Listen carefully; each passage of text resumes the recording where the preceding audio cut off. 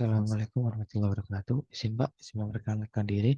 Nama Taruna Muda Nuwarati Sukoco, NIT 223-421. Izin untuk mempresentasikan PPT yang saya buat kan dari materi yang Bapak kirimkan. Pendahuluan, pendahuluan teknik pengaturan. Sistem pengatur atau kendali atau kontrol otomatik memegang peranan yang sangat penting dalam perkembangan ilmu dan teknologi. Kontrol otomatik telah menjadi bagian yang penting dan terpadu dari proses-proses dalam pabrik dan industri modern. Dan ada pengertian dari teknik pengaturan. Definisi teknik pengaturan adalah proses mengoptimalkan variabel atau parameter atau pencapai tujuan tertentu. Contoh konteks pengaturan ialah teknologi algoritma, pengaturan perangkat keras, bisnis, manajemen operasional, kehidupan sehari-hari, pengatur waktu, dan rutinitas. Kemudian ada tantangan yang dihadapi dalam teknik pengaturan. Masalah utama yang sering timbul dalam suatu sistem kontrol adalah stabilitas, dan ini akan terjadi pada setiap sistem kontrol yang dirancang. Hal ini terjadi karena pemakaian dari suatu umpan balik atau feedback pada setiap sistem kontrol tersebut. Dan demikian, tujuan utama dalam sebuah perancangan sistem kontrol otomatis adalah mendapatkan stabilitas melalui pemilihan yang tepat terhadap komponen, elemen, dan bentuk yang sesuai dengan kebutuhan. Dan diklasifikasi dengan teknik pengaturan. Tujuan utama dari suatu sistem pengaturan atau kendali adalah untuk mendapatkan optimisasi, di mana hal ini dapat diperoleh berdasarkan fungsi daripada sistem pengaturan atau kendali itu sendiri.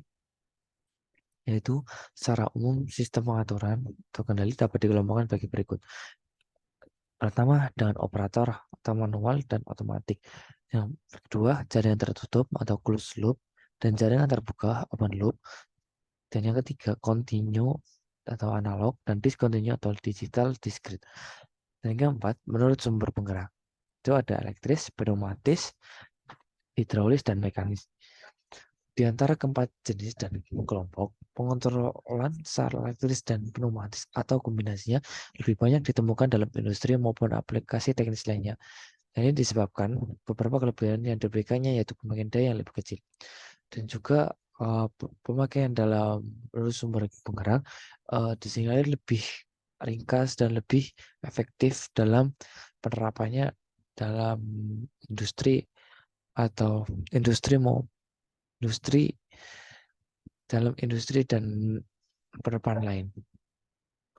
Kemudian contoh penerapan teknik pengaturan.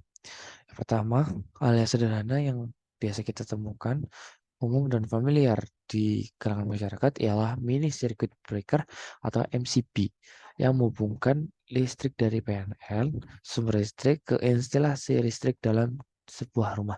Jika pada MCB ini yang diasumsi dari jenis logam atau bimetal diberi beban arus yang berlebih, maka saklar penghubungnya akan turun ke bawah, yang berarti hubungan arus dari PLN ke rumah tersebut akan terputus. Akibatnya lampu dan peralatan elektronik lainnya akan padam. Sebuah MCB bekerja atas dasar banyaknya panas yang dialirkan ke dalamnya sebagai akibat dari listrik yang dialirkannya. Jika arus ini terlalu besar atau melebihi kapasitas ampernya, maka saklar akan terbuka dan arus listrik akan terputus. Dari peristiwa ini dapat dilihat bahwa sesungguhnya yang terjadi adalah melakukan pengukuran terhadap aliran, membandingkan hasil pengukuran dengan kapasitas maksimum, melakukan koreksi, yakini dengan cara pemutusan arus listrik. Kemudian yang kedua yaitu air conditioner atau AC yang biasa dipakai dan familiar oleh kalangan masyarakat. Contoh suatu sistem kendali adalah perangkat penyejuk ruangan atau air conditioning unit. Luaran yang diharapkan akan dihasilkan adalah suhu ruangan yang sejuk. Perangkat AC ini akan menyerap bila suhu ruangan memanas dan akan padam jika suhu sejuk. Pengguna cukup mengatur set point suhu ruangan yang diinginkan pada bagian pengendali. Ada juga yang berupa remote control pada pesawat televisi. Kemudian sistem kendali yang disebut termostat akan mengatur nyala dan padamnya pendingin ruangan secara otomatis.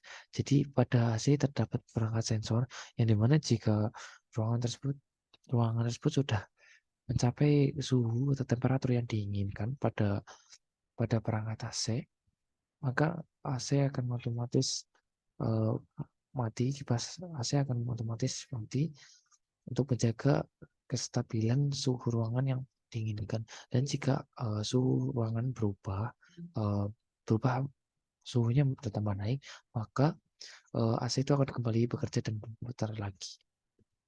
Kemudian yang ketiga ada aircraft control system.